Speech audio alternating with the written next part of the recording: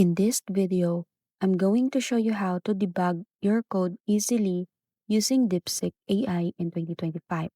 Start by opening DeepSeek and pasting the exact code that's giving you errors. Python, JavaScript, C++, or any language you're working with. Then, type a prompt like debug this code and explain the issue.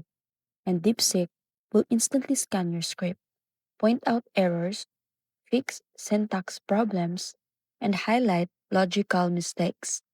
You can ask it to rewrite cleaner versions, optimize performance, or show step by step explanation so you understand what went wrong. If you're stuck on specific bugs, just ask questions like why is this function not running? Or why is this variable undefined? And DeepSeek will break down the cause and provide solution. You can also request improved versions of your entire project, better structure, or best practice recommendations. And that's it.